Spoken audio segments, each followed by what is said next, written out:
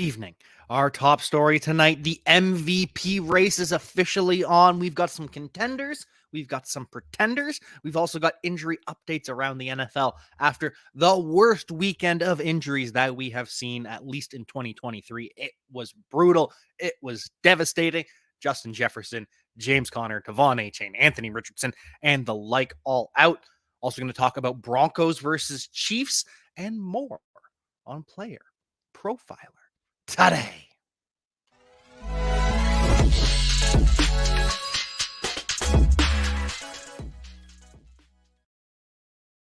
We are going to start with those Denver Broncos versus those Kansas City Chiefs.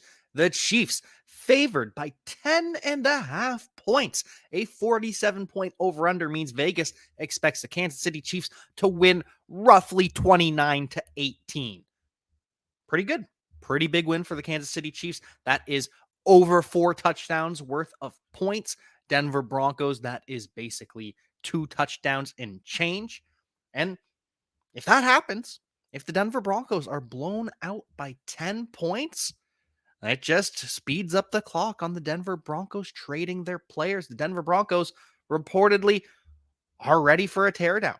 A teardown is coming, per James Palmer from NFL Network, talking about players like Jerry Jeudy, players like Cortland Sutton, players like Frank Clark, who have already been in trade talks. Now, the Broncos won't pull the trigger yet. They are hoping to pull themselves out of this tailspin, this spiral that they are under. But it looks like after another loss to the Kansas City Chiefs, the Broncos will be one step closer to selling at the trade deadline, potentially a little bit sooner. This is a bad team. This is a bad football team. And the last time the Denver Broncos actually won in Kansas City, Peyton Manning was the quarterback against Alex Smith. Patrick Mahomes owns the Denver Broncos. This is going to be a loss, even if the Broncos cover the 10-point spread. Even if that happens, it's still going to be a loss. The Broncos are not in the same class as the Kansas City Chiefs. And I know the Chiefs have been disappointing this year. I get it. But this is a complete team. The defense is arguably, almost definitely, the best that Patrick Mahomes has had throughout his career. Just because the passing game isn't there, the high-flying, explosive passing game, at least, this is still a pretty damn good offense, pretty damn good passing game under Patrick Mahomes. It's just a different team. And it's a team that will beat the Denver Broncos, send them one more loss and one step closer to completely selling. We'll see who survives. Obviously, Russell Wilson, no team is trading for his contract right now. Will Russell Wilson be cut after the season? He's been playing pretty good, all things considered. We'll talk more about Russell Wilson later. But rest of the Denver Broncos, Javonte Williams has been taken off the injury report. He has been cleared, though we do expect a limited performance from Javonte Williams. We don't expect Javonte to be full go. This is coming from our guy, Deepak Chona, who works for Player Profiler. He is our top injury analyst, breaking all things down. So Javonte Williams off the injury report, but we're not out of the woods yet. Depending on your situation, maybe you play him, maybe you don't. We also have Jaleel McLaughlin, who offers a little bit of electricity, so expect to see a little bit of him as well. This is going to be a committee for the Denver Broncos, a 3-headed committee with Javonte Williams back in the fold. And Greg Dulcich might be coming off injured reserve. He is officially questionable.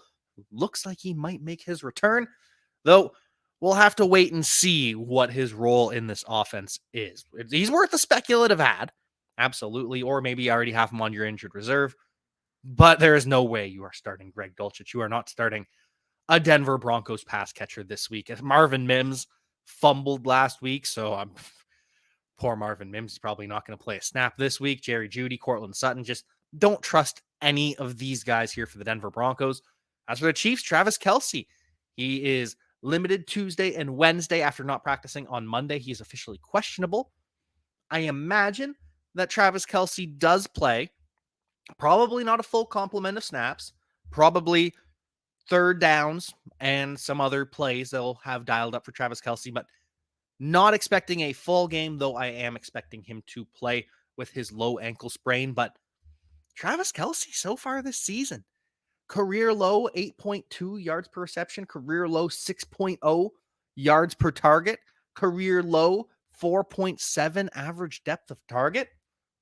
Now, he has suffered 2 injuries already. He has the bruised knee, he has the ankle injury. So I don't want to say Travis Kelce is old. I don't want to say that yet. I don't want to say that Travis Kelce is on his way over the edge. He's been injured. He can get healthy, but just wanted to bring that up. It's a little bit scary to think about that Travis Kelce may not be his full self.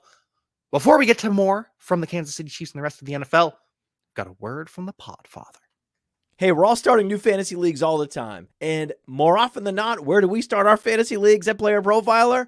On Sleeper. Because it's the best. You can imagine my excitement when I saw Sleeper rolled out. Sleeper picks, baby. And game stacking is the path to positive returns with these pick'em games. Find that sneaky shootout and set most of the players to go over their projection for that week. Or you find a game going to get dragged into the mud and take every member of the passing game for less than their projections that week. And if you pick up to 8, that's how you 100x your payout on Sleeper. It's called the Hail Mary. So if you use promo code Underworld, you get a $100 instant deposit match. Check out Sleeper's terms and conditions for details. These Sleeper picks are live in over 25 states. Yeah, buddy. All right, I want to take a moment today to talk to you about data analysis. The data analysis tool, we listen to the users. What do you want? What do you need? And we made it happen. We added popular reports like a fantasy scoring report, air yards report.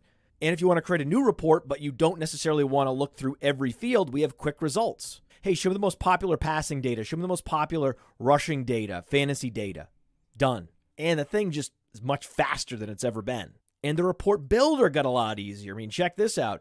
We break it down into offense, defense. Show me just fantasy data elements. And then when you get results, hey, show me by draft year. Let's take a look at just certain players that played a certain number of snaps or a certain number of games last year. This is the tool that so many of you have been asking for, plus a bunch of dream features that Billy wanted and Cody wanted and I wanted and Dario wanted. So go to the fantasy tools section, click on data analysis, or go to playerprofiler.com/data-analysis. Rounding things out for the Kansas City Chiefs, Rashee Rice. Get him while you still can. Probably not available in any of your leagues if you listen to Player Profiler, because we have been hyping him up for weeks now. But Rashee Rice, once again, near the top of the charts in the wide receiver targets. Now, for the first time in 3 weeks, over the past 2 weeks, Rashee Rice led the team in targets. This week, he finishes second in targets, at least among the wide receivers. Travis Kelce leads in targets every single week. But Rashee Rice, looking like the wide receiver 2 that Patrick Mahomes wants. Now, he scored a touchdown, which probably means more people added Rashee Rice, but thankfully only goes for 30 yards, and he's 5th in routes run for the Kansas City Chiefs last week. It doesn't make sense why Rashee Rice doesn't play more. He is better than Sky Moore. He is better than MVS. He is better than Kadarius Toney. He is better than Justin Watson. So Rashee Rice, add him, because at some point the talent will transcend, and it is clear. 10 routes for Rashee Rice, 5 targets. Patrick Mahomes loves the guy. He is going to start playing more and more. Chiefs also get back Nick Bolton, their linebacker, this week. Now, looking at the injury report, it is obviously a doozy. De'Von Achane, it is official. He will miss the next 4 weeks on injured reserve with a knee injury. We were hopeful that it would be 2-3 games missed, officially 4 games minimum for De'Von Achane. He will not play against the Carolina Panthers this weekend, won't play in Philadelphia, won't play against the New England Patriots in Miami, and will not play against the Kansas City Chiefs, which is in Portugal, Spain, Germany, maybe Spain. I think it's Spain. But either way, he's out 4 games. Then he returns during the bye week. So an extra week to heal up for De'Von Achane. He'll be okay, and he will be a league winner in the playoffs. But for now, expect a heavy dose of Raheem Mostert. Expect to see some Jeff Wilson. His 21-day practice window has started officially, and it wasn't anything too serious with Jeff Wilson. I think it was an oblique and a finger injury for Jeff Wilson, but the problem the Dolphins found is, okay, this side, he's hurt on his oblique, and this side, he's hurt on his hand, and so he can't really protect himself at all, so let's just shut him down. Jeff Wilson is back, looks good in practice, so expect to see a healthy dose of Jeff Wilson over the coming weeks without Devon Achane. It'll be a hot hand situation. Expect this week to be lots of Raheem Mostert. Next week, it'll be a coin flip, whether it's Jeff Wilson, whether it's Mostert. It'll be someone. Anthony Richardson also officially placed on injured reserve, though we knew this was coming. We knew he was going to miss 4 games minimum. More likely, he misses 4 to 8 games and could miss more if he does require surgery. But the hope is that 4 to 8 week window that he misses. Gardner Minshew is going to start at least at Jacksonville this weekend versus the Cleveland Browns versus the New Orleans Saints and in Carolina. Those are the 4 starts that Gardner Minshew is guaranteed. I would probably imagine Anthony Richardson misses a little bit longer than that. But we'll see Gardner Minshew against a good matchup against the Jaguars. You're not playing him against the Cleveland Browns. The Saints, we'll see how their defense fares over the next couple of weeks. Then Gardner Minshew could be a very startable quarterback against the Carolina Panthers in a couple of weeks. They signed Kellen Mond to the practice squad to back up Sam Ehlinger, who is now QB2 for the Indianapolis Colts. And as for Jonathan Taylor, they are ramping him up in practice this week. The workload is increasing, so expect to see more Jonathan Taylor, less Zach Moss, though not expecting him to run away with it just yet. I still think we're going to see another game or two of Jonathan Taylor at 50-ish% snap rate before he fully takes over down the stretch. Speaking of the Cleveland Browns, who the Indianapolis Colts will face with Gardner Minshew, I wonder if they'll have Deshaun Watson or not. At this point, it's up in the air because Deshaun Watson, with his bruised rotator cuff, as they're calling it, in his throwing shoulder, no practice once again. Coming off the bye week, Deshaun Watson got to rest it all last week, didn't have to throw. Comes back and not practicing once again. Deshaun Watson might not play once again this weekend for the Cleveland Browns. It won't be Dorian Thompson-Robinson. Instead, it will be PJ Walker at the starting quarterback. Keep an eye on that. If Deshaun Watson practices Thursday or Friday, we're a little bit less worried. But for now, pretty worried about Deshaun Watson. Pretty panicky on Deshaun Watson. And what a blunder by the Cleveland Browns signing Deshaun Watson, trading for Deshaun Watson. All of it. Speaking of quarterback injuries, Daniel Jones. Now, initially, sounded like good news for Daniel Jones. Comments suggest that it was a clean MRI, that he could play this weekend. Then today, Daniel Jones does not practice. He's sore. He is officially day-to-day. And you know what that means. If he's day-to-day, he's week-to-week. Daniel Jones probably not playing this week. We'll see you next week. And Darren Waller also gets the day-to-day tag as well, but he comes out and says he plans to play. He's got a groin injury that he's dealing with. Doesn't practice today, but we have seen Darren Waller deal with injuries, miss practice throughout the season, and then return. And it can't get worse for Darren Waller, right? I mean, he finally had an okay game for the New York Giants. If Daniel Jones isn't playing, then yeah, you're probably benching Darren Waller, but otherwise, what better options do you have unless Luke Musgrave is available? But the waiver wire is pretty bare. The tight end situation in the NFL is just pretty bare in general.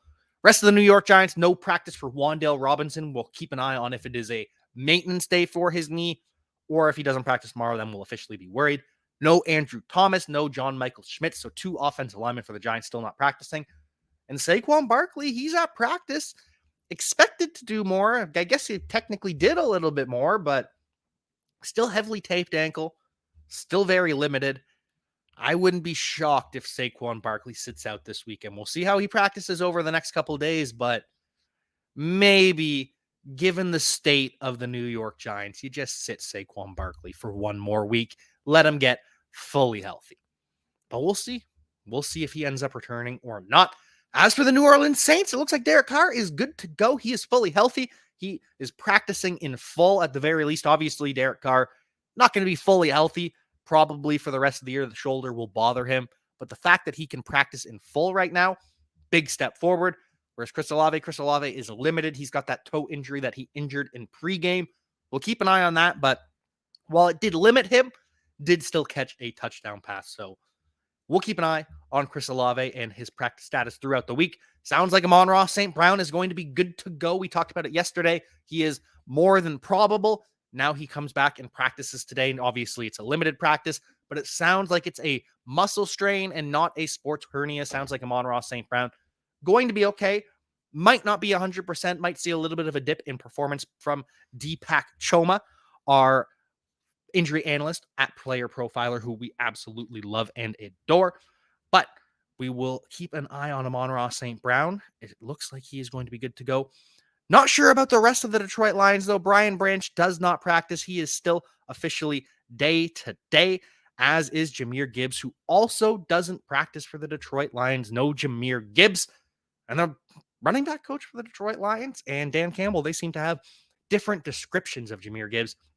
Dan Campbell calls him a change of pace back, says he's not surprised by what we've seen from David Montgomery, because that's what they drafted Dave Montgomery for. But then the running back coach comes out and says that it's good that they are managing Gibbs' expectations so far, because in a couple weeks, they're going to have to manage the hype. And as we all knew, this is what you drafted Jahmyr Gibbs for. You didn't draft him for early in the season. You drafted him for the late season explosions as he gets comfortable with his role. As we saw with Alvin Kamara in his rookie season, Jahmyr Gibbs has outperformed Alvin Kamara so far this season. So I know everyone's freaking out about the change of pace label that Dan Campbell seemingly has given Jahmyr Gibbs. Wouldn't worry about it. He's on track. He is on the Alvin Kamara track from his rookie season. It is going to be fine. Other wide receivers that the Detroit Lions actually might be looking into, Davante Adams, who the Raiders say they're not going to trade. We'll see in a couple weeks. Doesn't practice with a shoulder injury, though he did play this past weekend. Seems like it's more of a pain tolerance issue. Seems like it's going to be a pain management and a load management thing. If Davante Adams doesn't practice all week, I'll be worried. But if he gets in even a questionable or a limited practice on Friday, I expect him to go. Not sure about Mike Evans, though. He has a hamstring injury 2 weeks ago. Obviously, they had the bye last week, so he's not practicing. But Mike Evans doesn't practice today. That says they'll know more on Friday once they start getting him running around a little bit more. But starting to look like Mike Evans may end up missing this matchup for the Detroit Lions, whereas T. Higgins looks like he might return for the Cincinnati Bengals. He's limited with a rib injury. He broke his ribs. We'll see if he ends up playing. Either way, if T. Higgins does play, still going to be in a lot of pain. Still, at any point, could leave the game because of a big hit, because of the pain that he is in. So keep an eye on T. Higgins' practice status throughout the week. Same with Miles Sanders, too. He doesn't practice today. He now picks up a shoulder injury, been dealing with a groin injury. It's only a matter of time before Miles Sanders misses a game. They sit him down, protect himself, let him get healthy, and Chuba Hubbard is a bell cow for at least one game. And speaking of potential bell cows, Roschon Johnson. Bad news for Roschon Johnson. We were hopeful that given the fact that it was a Thursday to Sunday recovery, that Roschon Johnson would play. And today he does not practice. He is still in concussion protocol. Though, if he does get a limited practice in tomorrow, I am officially no longer worried, because that would mean he gets a full practice in on Friday and he is cleared on Saturday. But if no practice for Roschon Johnson tomorrow, I will officially expect him to miss, which would be very disappointing, and which would mean D'Onta Foreman is going to get fed. Tank Dell also doesn't practice today with his concussion. He got his concussion on Sunday, and so we don't expect to see him this week. Dalton Kincaid, though, he's a little bit of a wild card. Dalton Kincaid is limited in practice coming off the concussion that he suffered on Sunday for the Buffalo Bills. A limited practice on Wednesday means he could practice in full tomorrow, which would mean he's cleared on Friday. Dalton Kincaid actually showing a chance to play, less likely for Roschon Johnson and Tank Dell. We'll keep an eye on Roschon. There's a chance he gets a limited session in tomorrow, but if not, going to be without Roschon. Going to be all about D'Onta Foreman for the Chicago Bears. Signed Darren Evans as well, but he's still learning this new playbook, even though he spent time with the Chicago Bears a while back. Austin Eckler also expected to return. He gets the extra week, so we expect Austin Eckler to be a little bit better off than we see from Saquon Barkley. Moving into the news and talking about these running backs and the injuries across the NFL, no James Conner for the Arizona Cardinals. And suddenly everyone is up in arms because the Arizona Cardinals put out their team depth chart. And who's listed as the RB1? It's not Amari DiMercato, who balled out last week, 57 yards and a touchdown on 11 touches. No, instead, the team PR firm or team PR people, whatever, whoever makes the depth charts, because it's not the coaches, but Keontae Ingram is listed as the starter. Amari DiMercato listed as the backup. And I just don't believe this. I just don't care.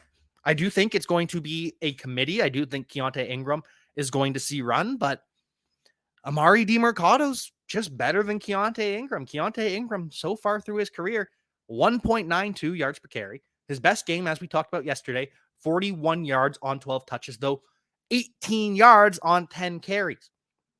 Hasn't been efficient in the NFL.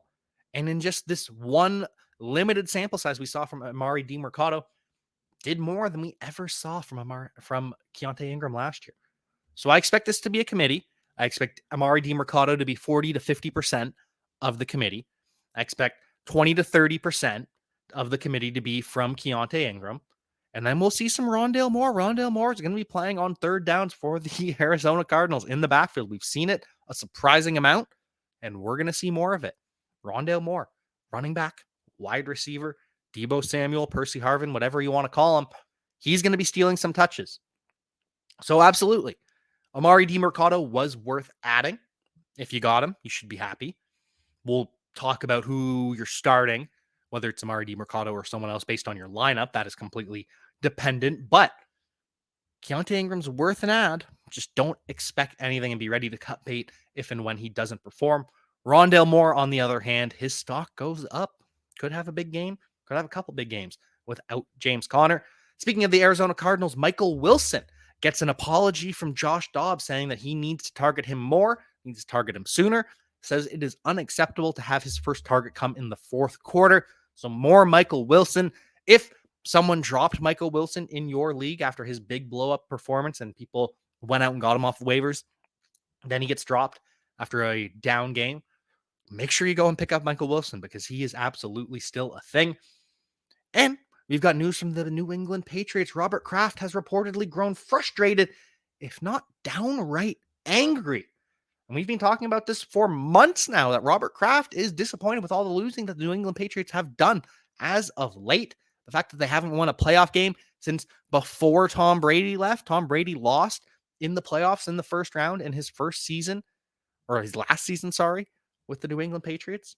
So Robert Kraft is unsettled with the job Bill Belichick is doing. And obviously they're not going to fire Bill Belichick during the season. And Mac Jones isn't going to be fired from the starting quarterback position just yet. He's going to start week 6 against the Raiders. But when Bill Belichick loses to Josh McDaniels, the hot seat is going to get hotter. Ramondre Stevenson, by the way, has been awful so far this season.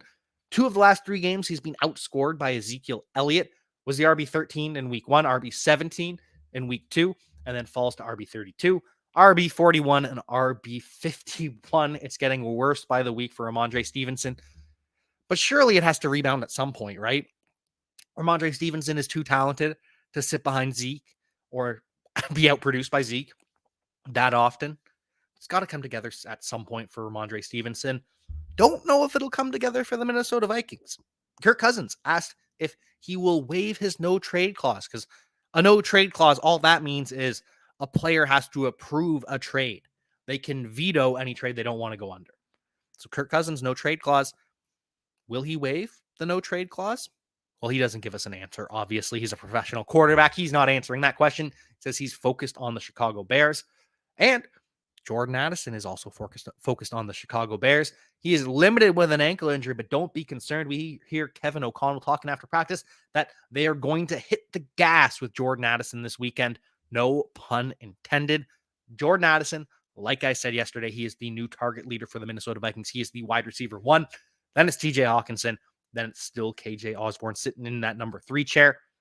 And speaking of Kirk Cousins, is Kirk Cousins in this MVP race? I was sifting through the numbers, looking at some of the players around the NFL, and obviously it's going to be a quarterback that wins MVP. That is just how it's going to go. And so I started looking at some of the stats that reflect quarterbacks and how good they have played, how accurate they are, how much the offense is moving in the passing game. Sampled the PFF grade, looked at the true passer rating, total QBR. And so I put all of this together and I found some great things, some surprising things. So I looked at clean pocket completion percentage. What are these quarterbacks doing when there is no pressure? When the offensive line is working? Are they completing passes? The top 5 in clean pocket completion percentage: Trevor Lawrence, Josh Allen, Kirk Cousins, Brock Purdy, and Lamar Jackson. Great. All great quarterbacks. Trevor Lawrence has been plagued by a lot of drops from his pass catchers. So has Lamar Jackson. So it's surprising to see them that high. But when all is good, these quarterbacks are completing a lot of passes. Then I go to yards per attempt. CJ Stroud, top 5 quarterback in yards per attempt, 7.9. We also see Jared Goff at 8.0, tied with Josh Allen. Josh Allen, obviously, remember, was top 5 in clean pocket completion percentage, as is Brock Purdy. But Josh Allen tied with Jared Goff, 8.0 yards per attempt. Brock Purdy, 9.35 yards per attempt. And then Tua Tagovailoa leads the entire NFL with over 9.7 yards per attempt. So that's 2 categories. We've already seen Josh Allen and Brock Purdy. Now we go to PFF grade. And Trevor Lawrence makes his second appearance on the list. Patrick Mahomes makes his first appearance in the top 5. Josh Allen, third in PFF grade among quarterbacks, and his third appearance on this list. Josh Allen, looking like a severe MVP candidate. Lamar Jackson makes his second appearance. He's the second highest graded quarterback according to Pro Football Focus. And Jared Goff, the number 1 graded QB so far, making his second appearance on this list. So we go to true passer rating. What happens when there are no drops? What happens when things are clean around them? And we see Jared Goff for the third time. Jared Goff establishing himself as an MVP candidate the way this Detroit Lions offense has been humming, just like Brock Purdy. Jared Goff and Brock Purdy, game manager type quarterbacks. That's the label they get. Obviously, they're a little bit more than that. They're a little bit better than a game manager, but they avoid mistakes. They distribute the ball, and that's probably a better way to define Jared Goff and Brock Purdy, as distributors, as point guards. But third appearance for both of them in the top 5 of these categories. Kirk Cousins makes his second appearance in true passer rating. He is third. Tua Tagovailoa makes his second appearance in true passer rating. And then, surprisingly, somehow, I don't understand it, Russell Wilson leads all quarterbacks in true passer rating. Now, Russell Wilson, obviously not an MVP candidate. This is his only appearance in any of these categories in the top 5, and somehow he leads true passer rating. I don't really understand it, but Russell Wilson hasn't been as bad as we think. Then looking at total QBR, Josh Dobbs throws his hat in the ring, but obviously Josh Dobbs, not an MVP caliber quarterback. He's not winning MVP with the Cardinals, but he's impressed pretty good. Dak Prescott, also top 5 in total QBR, which surprised me, given Dak Prescott hasn't been particularly great this year, but he's better than people give him credit for, even with the interception. Dak Prescott, underrated quarterback because he plays for the Dallas Cowboys. He gets too much hate. And then we see Josh Allen. Josh Allen makes his 4th appearance in these categories. Josh Allen is pretty much top 5 in everything, as is Brock Purdy. Brock Purdy leads all quarterbacks in total quarterback rating, 97.2. This is his 4th appearance on this little list that we are looking at.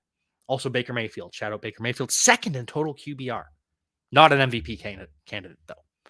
And then we look at passing EPA, and most often, total EPA will correlate with the winner of the MVP. It doesn't always happen, but it pretty much always happens over the past couple years.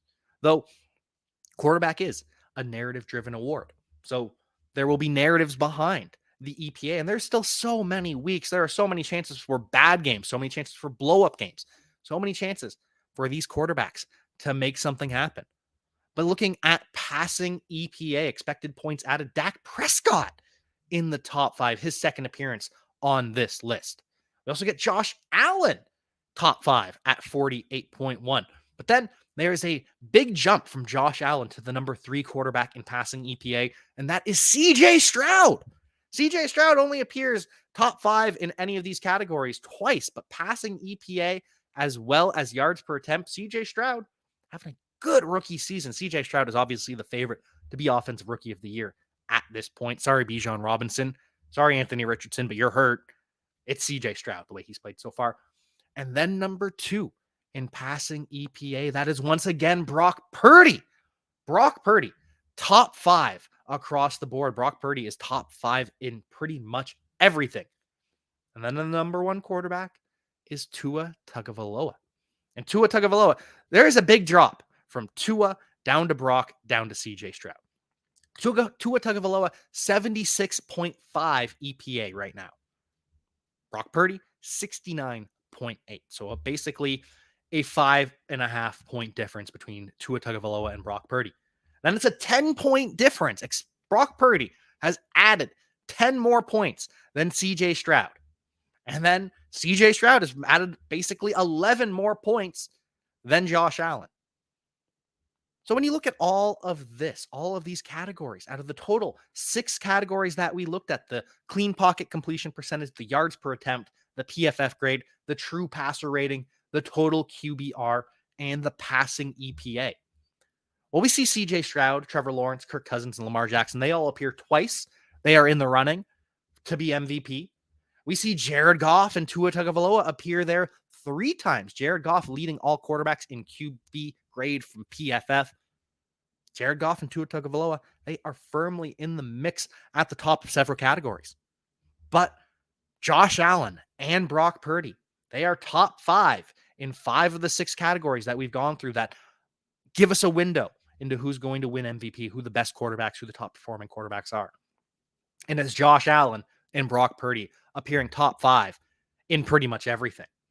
The only time that Brock Purdy and Josh Allen don't qualify for, Josh Allen is not in true passer rating, but he makes up for it with his legs. And Brock Purdy is not top 5 in PFF grade, though he is top 7 or 8, I believe. And then when you look inside those top 5s, Brock Purdy beats Josh Allen in everything except for the PFF grade. Brock Purdy is better from a clean pocket. He completes more of his passes. Brock Purdy is averaging more yards per attempt. And granted, he has better weapons. They're doing more after the catch. Doesn't matter. Still leading in yards per attempt. Brock Purdy has a better true passer rating than Josh Allen. Brock Purdy has more total QBR than Josh Allen. And Brock Purdy is beating Josh Allen in passing EPA. I know people don't want to hear this, but Brock Purdy is an MVP caliber quarterback.